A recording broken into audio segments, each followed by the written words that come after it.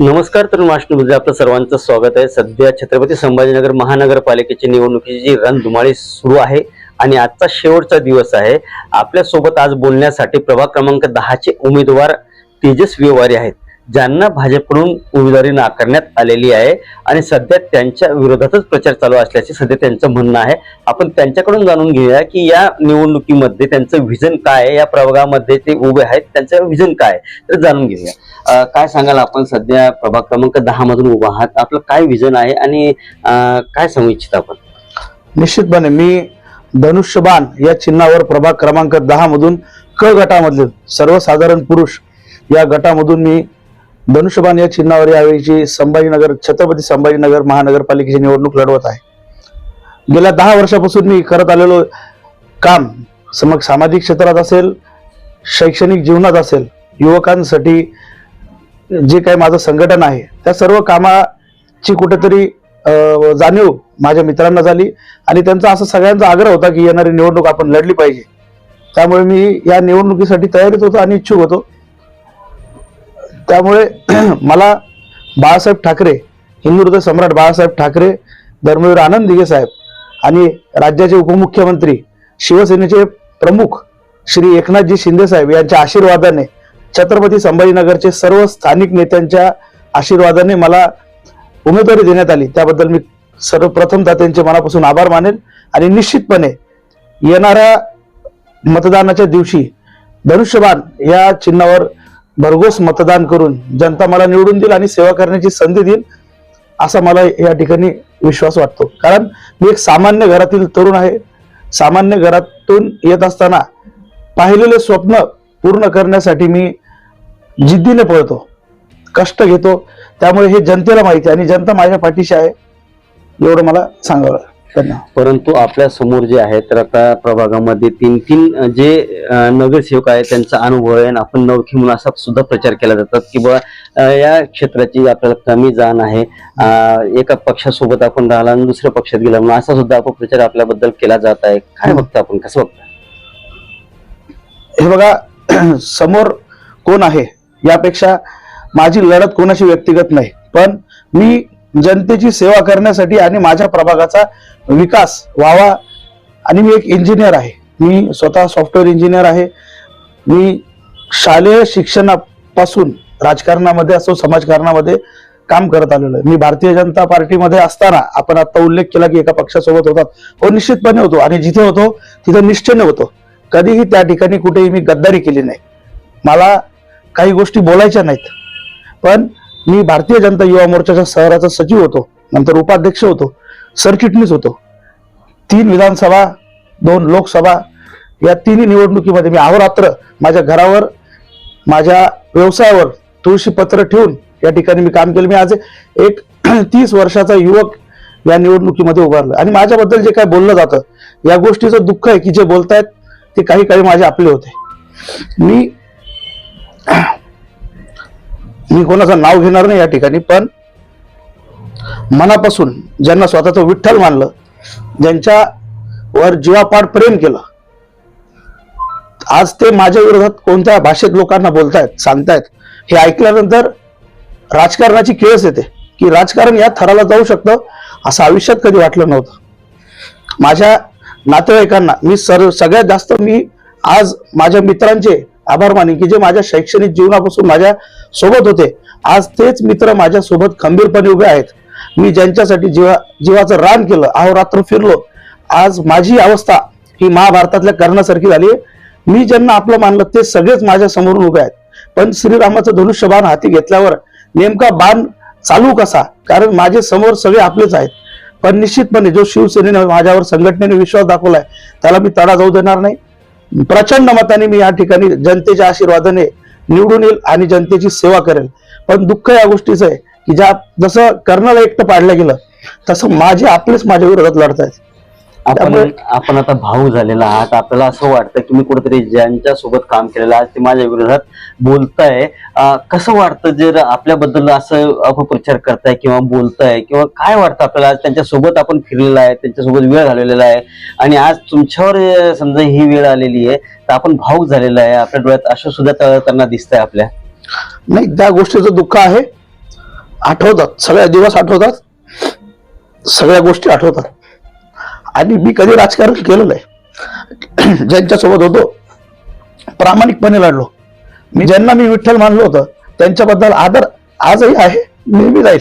भारतीय जनता पार्टीत असताना सुद्धा मी बालपणापासून मी विश्व हिंदू परिषद आणि बजरंग दल असेल, संघ असेल, माझ्यावर संघाचे संस्कार आहेत. त्यामुळे पातळी सोडून मी कधी कोणाबद्दल बोलणार नाही किंवा वागणार नाही. फक्त मनामध्ये बऱ्याच गोष्टी आहेत आणि त्याचं दुःख मनावर आहे, एवढं निश्चित. अजूनही तुमचे अश्रू जे आहे ते थांबत नाहीये. काय म्हणजे एवढा काय प्रचार चालू आहे आपल्याबद्दल की ते असं म्हणजे तुम्हाला अश्रू आणणार होतंय? आज ज्यांच्या सोबत आपण राहिलात, ज्यांच्या सोबत इतके वर्ष घातलेले, आज एवढी पदं आपण त्यांच्या सोबत राहून घुसवलेली आहे, तर काय वाटतं आपलं? काय आपल्याबद्दल असा अपप्रचार चालू आहे किंवा कुठेतरी भीती वाटते का? काय नेमकं काय झालेलं आहे असं? नाही, भीती वाटायचं काही कारण नाही. मी भद्रा मारुतीच्या आशीर्वादानं सगळ्या संकटांना समोर जायला माझ्यात ताकद आहे, मी सक्षम आहे.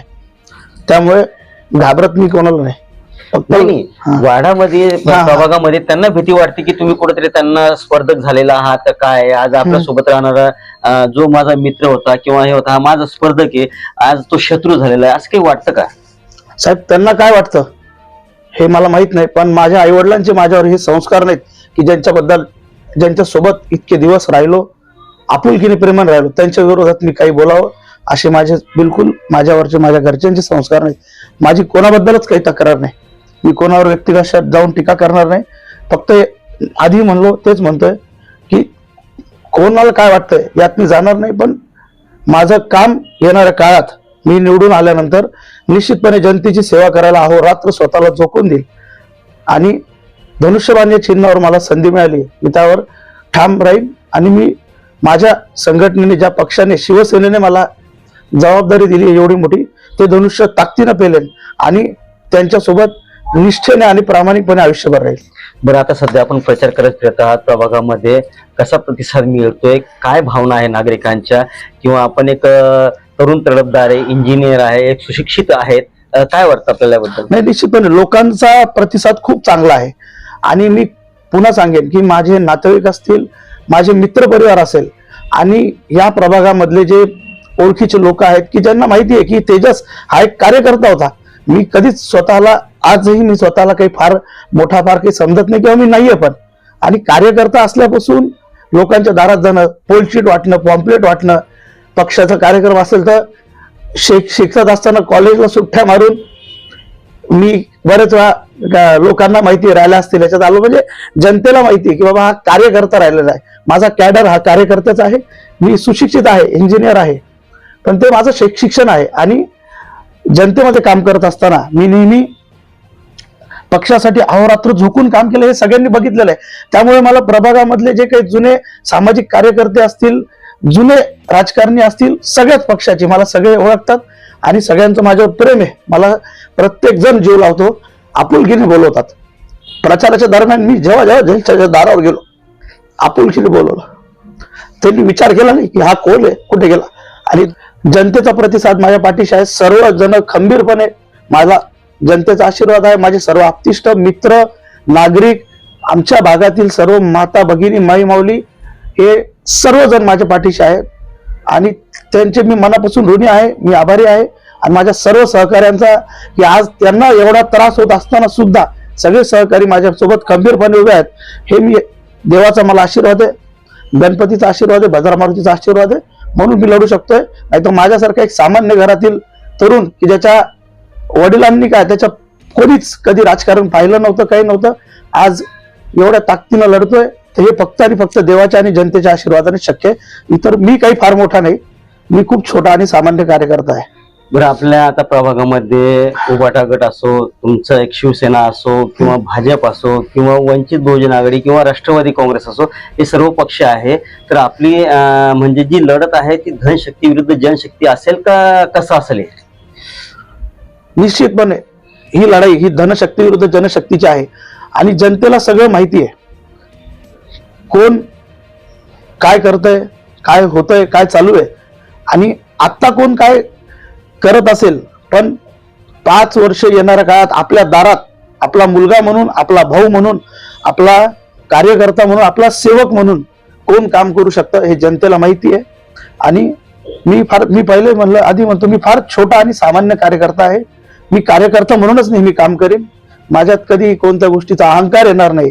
काही लोकांना या ठिकाणी अहंकार आलाय, ते बोलतायत, पण जनता माझ्या पाठीशी आहे आणि जनताच त्यांना येणाऱ्या काळात उत्तर देईल, एवढं मी सांगतो. 2 दिवसानं मतदान आहे. मतदारांना काय आव्हान करणार आपण, किंवा जे मतदानाचं जे दान आहे ते आपल्या पाड्यात कसं पाडून घेणार? नाही, मी जनतेला आव्हानपेक्षा विनंती करेल की आज तुमच्या सर्वांच्या आशीर्वादाने, पाठबळाने मी खूप मोठी जिम्मेदारी म्हणा, उडी म्हणा, मी या ठिकाणी घेतलेली आहे. मला आपला आशीर्वाद असू द्या. येणाऱ्या निवडणुकीच्या दिवशी आमच्या प्रभागामध्ये 3 उमेदवार आमचे शिवसेनेचे धनुष्यबाणाचे आहेत. त्यामध्ये अ गटामधून प्रतिभाताई जायस्वाल आहेत, ज्या अनुक्रमांक 1 वर आहेत. क गटामधून मी स्वतः तेजस भूषण व्यवहारे, जो अनुक्रमांक 4 वरून आहे. आणि ड गटामधून श्री अनिल भैया जायस्वाल, हे ड गटामधून अनुक्रमांक 1 वर आहेत. या 3 उमेदवारांना खरं तर या वेळेस आपल्याला 4 मतदान करायचे असतात, पण आमच्याकडे चौथा उमेदवार नसल्याने चौथं मत आपल्या स्वइच्छेने लोकशाहीच्या मार्गाने आपण सर्वांनी द्यावं, ज्याला कोणाला द्यायचंय. पण ह्या अ, क आणि ड या 3 गटामध्ये धनुष्यबाणाला संधी देऊन आपली सेवा करण्याची एकदा संधी द्या. आम्ही आपल्याला विश्वास देतो की आमच्याकडून कुठल्याही प्रकारची चूक कधी होणार नाही. आम्ही निश्चितपणे ताकदीनं सगळं काम करू, जनतेची सेवा करू. आणि एवढंच सांगेन की धनुष्यबाणाला मतदान करून मला, माझ्या सर्व पॅनलला भरघोस मताने विजयी करावं, एवढीच जनतेच्या चरणी नतमस्तक होऊन विनंती आहे. धन्यवाद. तर हे होते प्रभाग क्रमांक 10चे उमेदवार तेजस व्यवहारे यांनी आपल्या ज्या भावना आहेत त्या आपल्या समोर मांडलेल्या आहे आणि जनतेला सुद्धा आवाहन केलेलं आहे की जे शिवसेनेचे जे धनुष्यबाण आहे, त्या धनुष्यबाणावर 3 उमेदवार उभे आहे आणि त्या 3ही उमेदवाराला भरघोस मतानं मतदान करावं, आपल्या लोकशाहीचा अधिकार बजावा, असं त्यांनी सध्या जनतेला आव्हान नव्हे तर विनंती केलेली आहे. मी रवींद्र सुरकर, तरुण महाराष्ट्र, छत्रपती संभाजीनगर.